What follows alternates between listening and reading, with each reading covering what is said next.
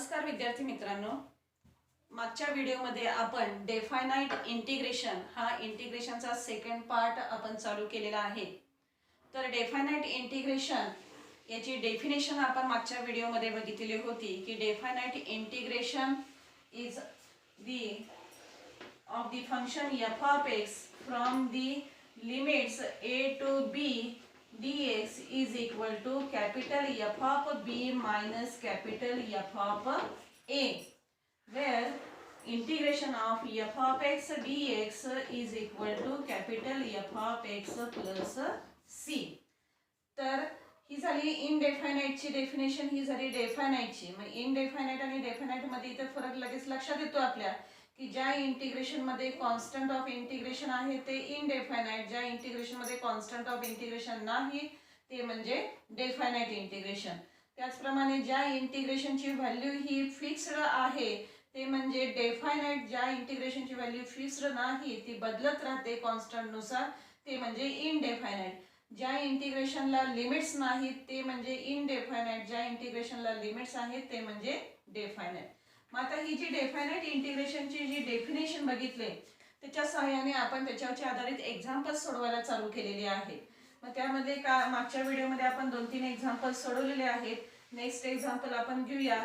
Integration of x² - 2 upon x² plus 1, x² minus 2 upon x² plus 1 from the limits 0 to 1, from the limits 0 to 1। तर हे example evaluate करायचं आहे। डेफायनाइट integration ची value आपल्याला या ठिकाणी फाइंड आउट करायची आहे। फंक्शन काय आहे x² - 2 upon x² plus 1। हे फंक्शनचं इंटिग्रेशन आपण इनडेफायनाइट मध्ये काढलेलं आहे। फक्त आता आपल्याला या ठिकाणी डेफायनाइटचं लिमिट पुट करायचं आहे। कसं पुट करायचं? Upper limit minus lower limit. त्यानुसार आधी आपण इव्हॅल्युएट करूया। It is equal to integration from 0 to 1। काय फंक्शन आहे? x² - 2 upon x² plus 1। हा जो डिनॉमिनेटर आहे डिनॉमिनेटर सारखा न्यूमरेटर करायचा आहे। म्हणजेच काय करणार आपण? x² डिनॉमिनेटर आधी लिहून घेऊया x² plus 1, अंशामध्ये छेदासारखा अंश म्हणजेच x² plus 1 केला, परंतु इथं 1 नाहीये -2 आहे। मग -2 ज्यादा काय घेतलं? +1 ज्यादा घेतले ते -1 करून घालवून टाकले आणि -2 ॲज इट इज आहे तसेच ठेवले। तर ॲडजस्टमेंट केलेली आहे, छेदासारखा अंश तयार केलेला आहे। आता हा -1 -2 किती होतील? -3 होतील। Therefore it is equal to integration from 0 to 1 x² plus 1 -3 upon x² plus 1 into dx।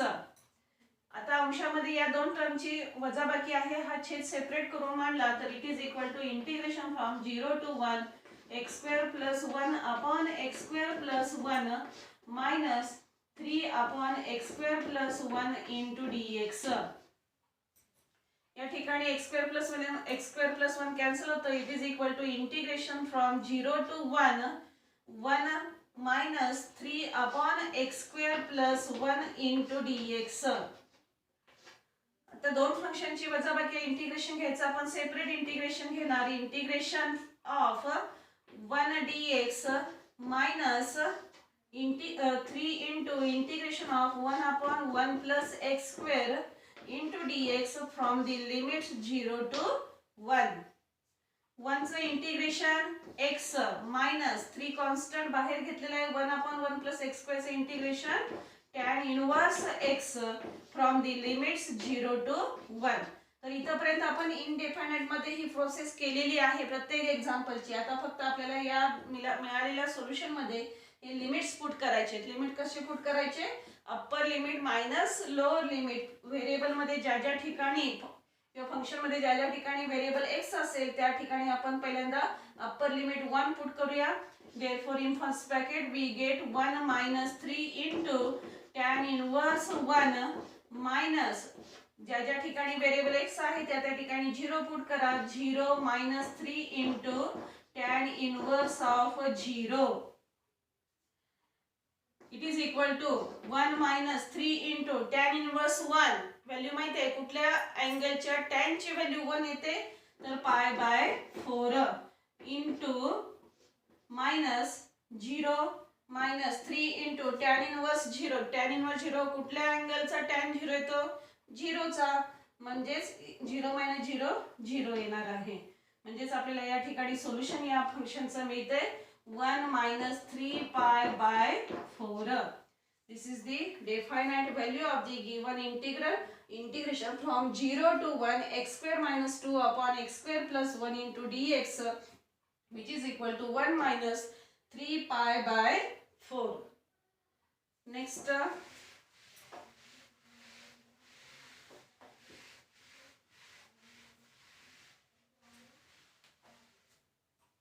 integration from 0 to pi by 2, 1 upon 1 plus cos x.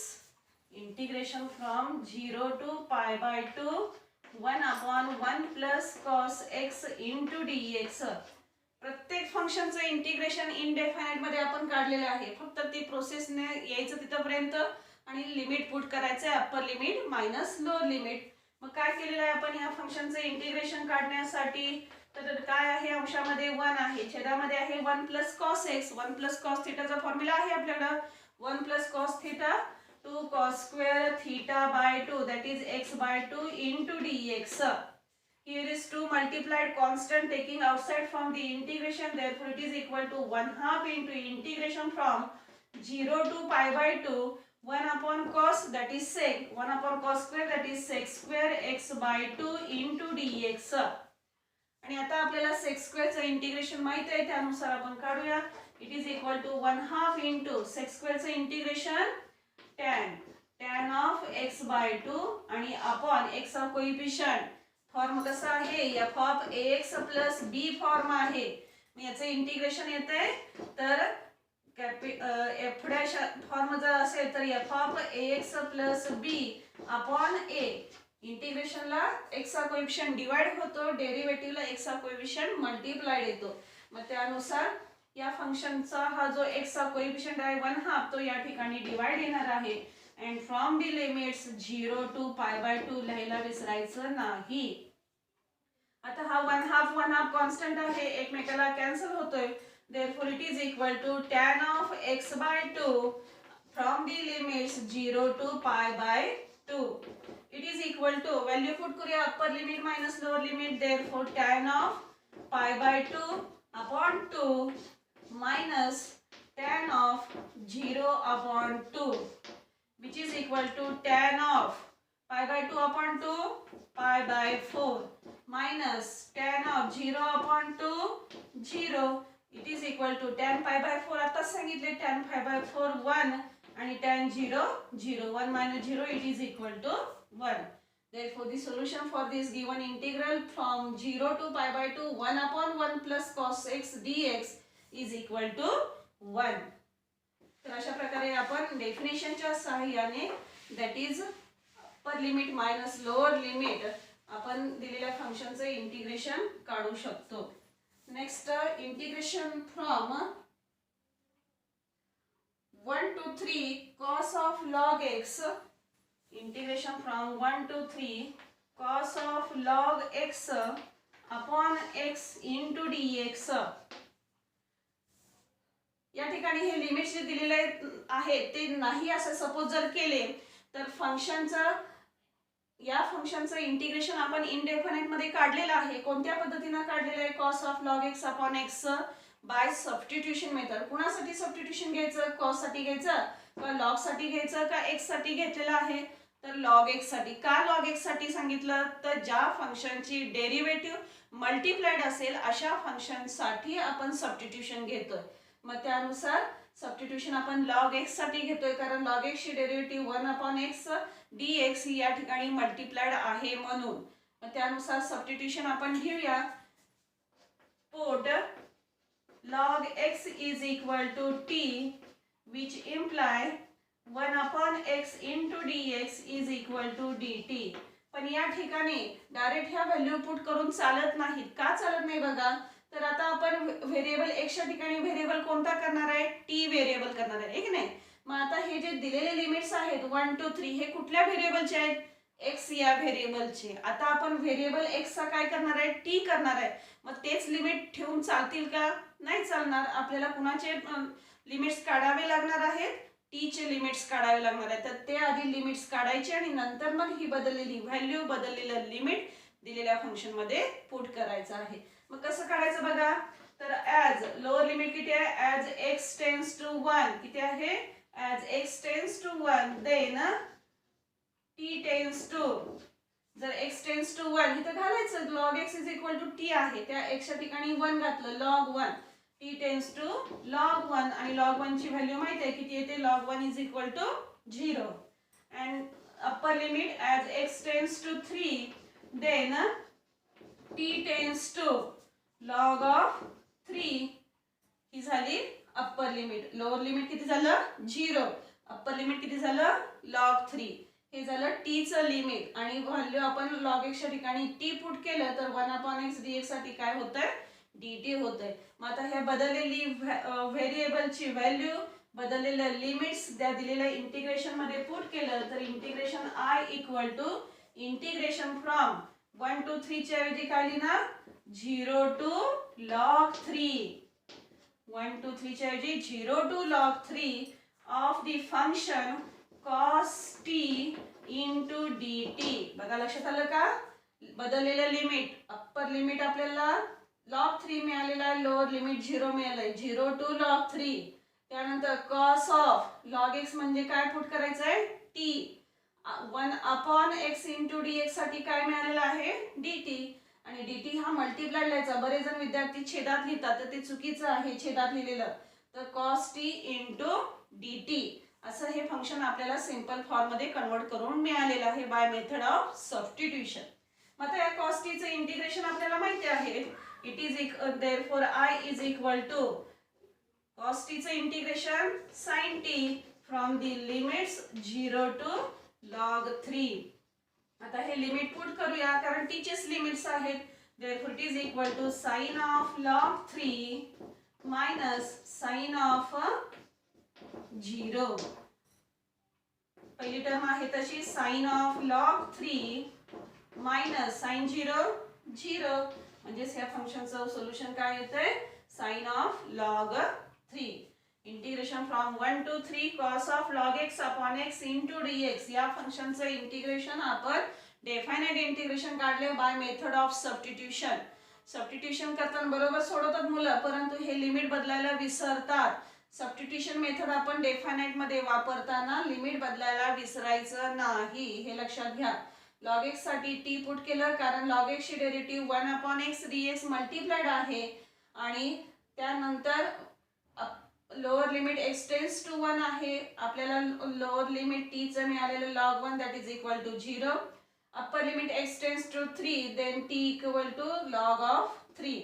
Therefore from putting the values of t and changing the limits we get I equal to integration from 0 to log 3 cos t into dt. Cos t's integration is sin t from the limit 0 to log 3. Putting the limits from upper limit minus lower limit, we get the solution of this given function. Definite integration is equal to sin of log 3. Substitution method लक्षात ठेवा, substitution चे example आपण बरीच सोडवलेली आहे. Next integration from 0 to 1 1 under root, integration from 0 to 1 under root 3 plus 2x minus x square, 3 plus 2x minus x square into dx. फंक्शनचं integration आपण काढलेलं आहे, कुठल्या फॉर्म मधला आहे, रॅशनल और इरॅशनल, इरॅशनल बरोबर आहे, इरॅशनल फंक्शन मधला आहे, अल्जेब्राइक इरॅशनल फंक्शन मधला आहे.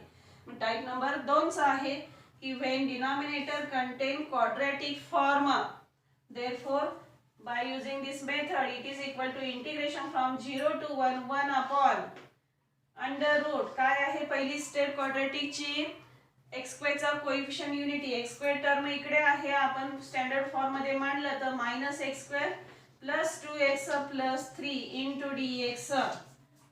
एक्स स्क्वेअरचा कोइफिशियंट युनिटी करण्यासाठी आपल्याला मायनस साइन बाहेर घ्यावं लागणार आहे. Minus of integration from 0 to 1 1 upon under root minus sign common काढलेला आहे. X square minus 2x minus 3 into dx. पहिली स्टेप झाले एक्स स्क्वेअरचा कोइफिशियंट युनिटी केला. आता सेकंड स्टेप x चा कोइफिशियंट कोण आहे 2. 2 चा हाफ 1 1 चा स्क्वेअर 1 1 ही टर्म प्लस अँड मायनस करणे. It is equal to minus of integration from 0 to 1 1 upon under root x square minus 2x plus 1 minus 1 minus 3 into dx. Next step, first write the first three terms in perfect square and also write this addition or subtraction in perfect square. Therefore, it is equal to minus of integration from 0 to 1 1 upon under root x plus x minus 1 bracket square. Minus sign आहे त्यामुळे x minus 1 ब्रॅकेटचा square या फंक्शनचं हे expansion असणार आहे. Minus 1 minus 3 किती झालं minus 4. मग minus of 4 कुणाचा स्क्वेअर आहे 2 चा स्क्वेअर आहे इंटू dx. आता फॉर्म्युला वापरण्यापूर्वी हे जे मायनस साइन बाहेर आपण काढलं होतं ते पुन्हा आतमध्ये मल्टिप्लाइड करूया. Therefore it is equal to integration from 0 to 1 1 upon under root मग प्लस टर्म मायनस होणार मायनस टर्म प्लस होणार मग ती पुढे लिहूया 2 square minus x minus 1 bracket square into dx. म्हणजे आपल्याला फॉर्म नंबर 1 मिळाला इंटिग्रेशन ऑफ अल्जेब्राइक इररॅशनल मधला कोणता 1 upon under root a square minus x square. काय आहे त्याचा रिझल्ट आठवतोय का तर sine inverse of x upon a plus c. इथे x म्हणजे कोण x मायनस 1 आणि a म्हणजे कोण 2. त्यानुसार व्हॅल्यू घालून आपण सोल्युशन देऊ शकतो. It is equal to sine inverse of x minus 1 upon 2 from the limits 0 to 1. Limit लायला विसरायचं नाही. c येत नाही याच्यामध्ये कारण डेफायनाइट इंटिग्रेशन आहे. आता लिमिट पुट करूया. व्हेरिएबल x च्या ठिकाणी अप्पर लिमिट 1 पुट केलं. Therefore it is equal to sine inverse of 1 minus 1 0 0 upon 2 0 minus lower limit 0 put केलं sin inverse of 0 minus 1 minus 1 minus 1 upon 2 and therefore it is equal to sin inverse 0 0 sin inverse of minus 1 half. Negative angle sin माहिती आहे sin minus theta minus sin theta minus minus इथे plus होईल आणि sin inverse of 1 half sin inverse of 1 half आणि माहिती आहे आपल्याला साइनच्या कोणत्या अँगलची व्हॅल्यू 1 हाफ येते तर it is equal to pi by 6. Therefore it is equal to आपल्याला सोल्युशन मिळतंय 0 plus pi by 6 that is pi by 6. लक्षात आलंय कसं सोडवलंय ते एक्झाम्पल. रॅशनल मध्ये जसं सोडवलंय तसंच इररॅशनलचा फॉर्म आहे आणि त्याच पद्धतीने आपण डेफिनेट मध्ये फंक्शनचं इंटिग्रेशन काढणार आणि या ठिकाणी फक्त काय करायचं आहे लिमिट्स पुट करायचे आहेत. Upper limit minus lower limit. Variable x च्या ठिकाणी 1 पुट केलं 1 minus 1 0 upon 2 0 lower limit minus हे फॉर्म्युल्यातलं साइन आहे f of b minus f of a minus lower limit 0 put केलं 0 minus 1 minus 1 हाफ आणि sine of minus theta minus sine theta त्यामुळे हे मायनस मायनस इथं प्लस केले आणि साइन इनवर्स ऑफ 1 हाफ आणि साइन इनवर्स ऑफ 1 हाफ म्हणजे कोणता अँगल येतोय तर 30 degree that is pi by 6. तर अशा प्रकारे किंवा एखाद्याला नाही आठवलं त्यानं साइन इनवर्स ऑफ 1 हाफ आहे तसं ठेवलं तरी सुद्धा ते बरोबर आहे. फुल क्रेडिट तुम्हाला दिलं जाईल लक्षात घ्या. तर अशा प्रकारे आपण हे एक्झाम्पल डेफायनाइट व्हॅल्यू इंटिग्रेशनची या ठिकाणी काढलेली आहे.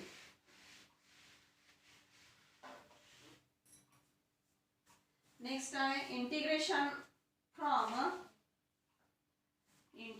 From 0 to h 1 upon 2 plus 8x square. If integration from 0 to h 1 upon 2 plus 8x square dx is equal to pi by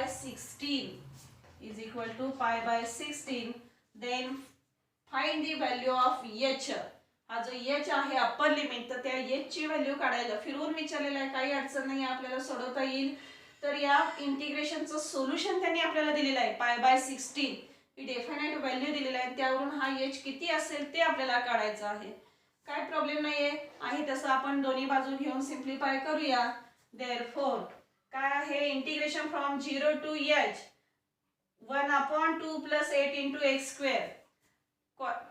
perfect square form मध्ये आपण मांडण्यासाठी x² चा कोएफिशियंट हा आपल्याला इथून घालवावा लागेल, म्हणजेच कॉमन काढणार आपण तो, आणि तो कॉन्स्टंट आहे. त्यामुळे इंटिग्रेशनच्या बाहेर 1/8 into integration from 0 to h 1/2 मधनं 8 कॉमन काढला 2/8 plus x² into dx is equal to π/16. Again 2/8, that is 1/4, and write this 1/4 in perfect square.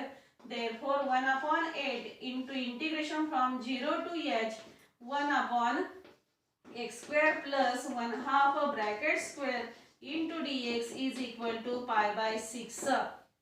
आणि हा फॉर्म झाला 1/x² plus a², की ज्याचं इंटिग्रेशन काय आहे, हे 1/8 ॲज इट इज. इंटिग्रेशन येते 1/a, म्हणजेच 1/2 into tan inverse of x upon a, and from the limits 0 to h is equal to दिलेला आहे π/6. आता लिमिट पुट करूया. इथे 1/1/2 आहे, 2 अंशात जाईल किंवा ह्या 2 ने भागाला 2 4 जा 8 आणि 2 हे अंशात येईल. देअरफॉर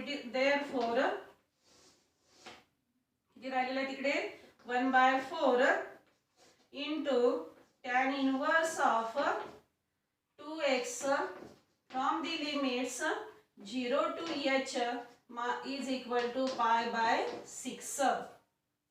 लिमिट पुट करूया. Therefore 1/4 into upper limit h tan inverse of 2h minus tan inverse of lower limit 0, 2 into 0 0 equal to π/6. Therefore 1/4 4 इथे डिवाइड इकडे आल्यावर काय होणार आहे, मल्टिप्लाय होणार आहे. Therefore tan inverse of 2h is equal to 4π/6. tan inverse 0 0 येतोय, त्यामुळे फक्त tan इनवर्स ऑफ 2h लिहिलेलं आहे. लक्षात आलं. आता आपल्याला व्हॅल्यू h ची काढायची आहे, त्यामुळे आपल्याला काय करावं लागणार आहे, ट्रान्सफर करावं लागणार आहे. 2 2 जा 4, 2 3 जा 6. Therefore tan inverse of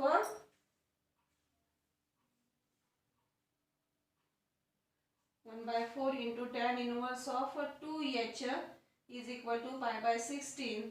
Therefore π/16 आहे, सॉरी 16. इथे 4 1 जा 4, 4 6 जा 4 4 जा 12, 16. Therefore tan inverse of 2h is equal to π/4, and therefore 2h is equal to tan of tan, दोन्ही बाजूचा tan घेतला, tan इनवर्स कॅन्सल होईल, tan of π/4, and tan π/4 it is equal to 1, and therefore h is equal to 1/2. This is the value of h. तर reverse order मध्ये example विचारलं होतं, फंक्शनचं definite integration दिलेलं होतं π/16. त्यावरून हे जे अप्पर लिमिट h व्हेरिएबल त्यांनी दिलेला होता त्याची व्हॅल्यू आपल्याला काढायला सांगितली होती. आपण दोन्ही बाजू सिम्प्लिफाय करत गेलेलो होतो by using the rational function मध्ये. Algebraic rational function type number 1 नुसार आपण x² चा कोएफिशिएंट युनिटी केला.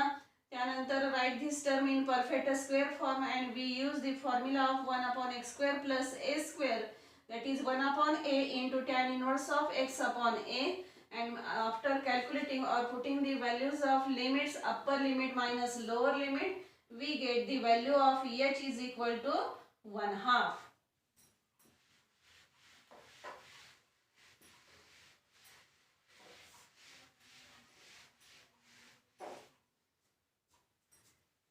नेक्स्ट आहे integration from 1 to 2 into integration from 1 to 2 or integration from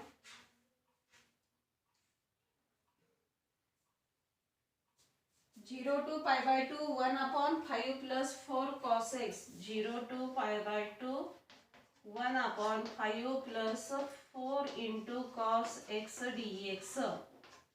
Integration from 0 to pi by 2 1 upon 5 plus 4 into cos x dx. हे function indefinite मध्ये आपण आहे तसंच्या तसं सोडवलेलं आहे. कोणत्या मेथडने सोडवले आठवते का? Substitution method. बरोबर आहे. कोणता फॉर्म आहे?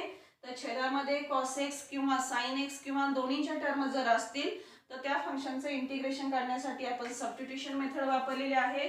काय सबस्टिट्यूशन घेतलेलं आहे? तर put tan x by 2 is equal to t put केलेला आहे.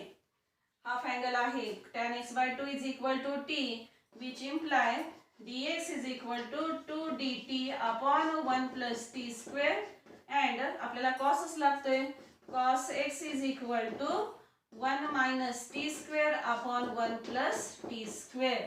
तर अशा ह्या तीन व्हॅल्यू आपण या फंक्शन मध्ये पुट करून ते इव्हॅल्युएट केले. परंतु आता सबस्टिट्यूशन मेथड वापरतोय. मगाशी आपण सबस्टिट्यूशनचे एक्झाम्पल सोडवलेले आहे. मग सबस्टिट्यूशन नुसार आपल्याला काय बदलावे लागतील? लिमिट्स बदलावे लागतील. कारण हे लिमिट्स जे आहे ते व्हेरिएबल x चे आहेत. आपण आता x च्या ठिकाणी t व्हेरिएबल करणार आहे. त्यामुळे t चे लिमिट आपल्याला काढावं लागणार आहे. त्यानुसार as x tends to 0 then t tends to x tends to 0 0 upon 2 0 and tan 0 it is equal to 0. Upper limit as x tends to pi by 2 then t tends to इथे बघा x च्या ठिकाणी pi by 2 put करा. pi by 2 upon 2 pi by 4 and tan pi by 4 किती येतंय? 1 येतंय. म्हणजेच upper limit किती मिळालं आपल्याला? 1 मिळालं. तर हे बदललेली x ची व्हॅल्यू बदललेलं लिमिट आपण त्या एक्झाम्पल मध्ये पुट केलं तर आपल्याला हे फंक्शन मिळते. It is equal to integration from 0 to limit बदल घालताना चुकायचं नाही. अप्परला लोअरलाच घालायचं आहे. 0 to 1 dx ची value 2 dt upon 1 plus t square divided by 5 plus 4 into bracket 1 minus t square upon 1 plus t square. Next it is equal to integration from 0 to 1. अंशाचा छेद आहे 1 plus t square. छेदामध्ये ही बेरीज करण्यासाठी याचा छेद नाही म्हणजे 1 आहे. क्रॉस मल्टिप्लिकेशन करून छेदाचा छेद सुद्धा किती होणार आहे? 1 plus t square आणि तो अंश छेदाचा कॅन्सल करून आपल्याला फंक्शन मिळणार आहे 2 dt upon 5 into 1 plus t square plus 4 into 1 minus t square. Therefore it is equal to 2 into integration from 0 to 1 dt upon 5 ने मल्टिप्लाय 4 ने मल्टिप्लाय करूया 5 plus 5t square plus 4 minus 4t square. Same term ची addition subtraction. It is equal to integration from 0 to 1 dt upon 5 plus 4 9 plus 5t square minus 4t square plus t square. And write this 9 in perfect square. We get it is equal to 2 into integration from 0 to 1 dt upon t square plus 3 square. 9 is 3 square. Therefore here we use the formula of 1 upon x square plus a square की जो मगाशी वापरला होता त्यानुसार या फंक्शनचं integration येणार आहे. It is equal to 2 into 1 upon 3 into tan inverse of t upon 3 from the limits 0 to 1.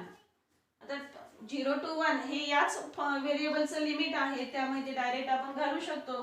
हा 3 बाहेर येऊ द्या. 2 upon 3 into tan inverse of 1 upon 3 minus tan inverse of 0 and it is equal to 2 by 3 into tan inverse of 1 upon 3. कुठल्या tan ची value 1 upon 3 येते? tan of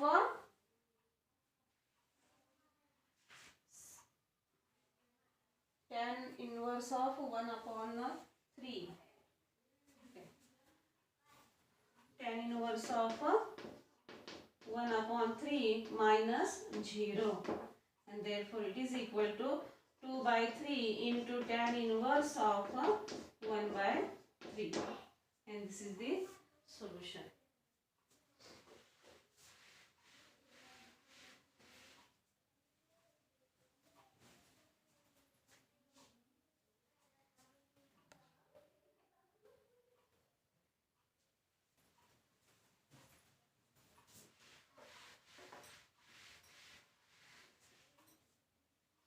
Last example घेऊया. Integration from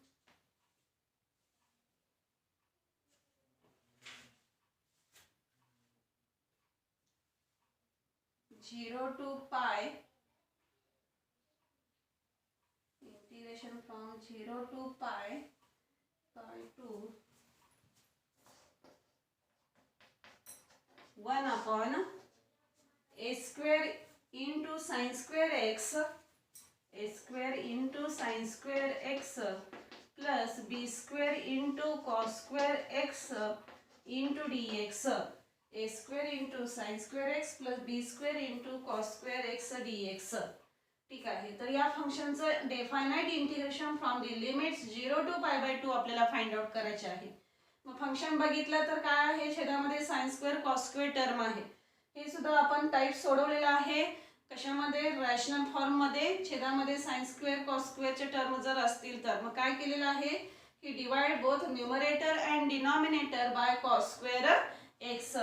therefore it is equal to integration from 0 to pi/2 1/cos square x divided by a square into sin square x upon cos square x plus b square into cos square x upon cos square x into dx.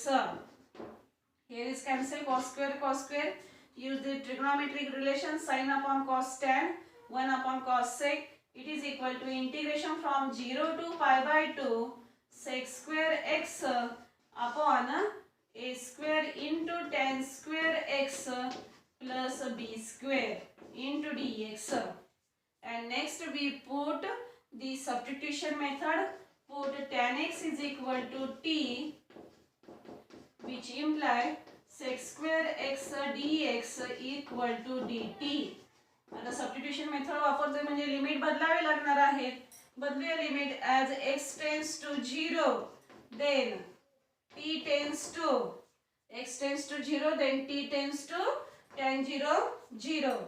upper limit as x tends to pi/2 then t tends to tan pi/2 tan 90 it is infinity. Tan 90 that is equal to infinity. Therefore I equal to integration from 0 to infinity sec square x dx, that is dt, upon a square into t square plus b square. Again this is a rational algebraic rational type number 1 form. Therefore it is equal to 1/a square into integration from 0 to infinity dt upon t square plus b square upon a square.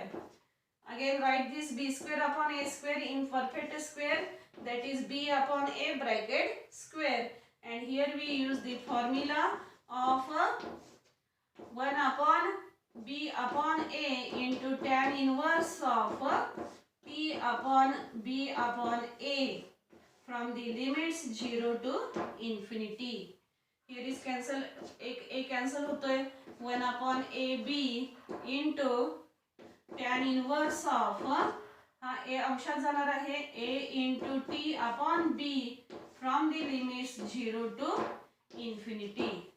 आणि limit put करायचं. Upper limit infinity upon something infinity, tan inverse of infinity. मग अशीच बघितलं तर angle येतोय pi/2.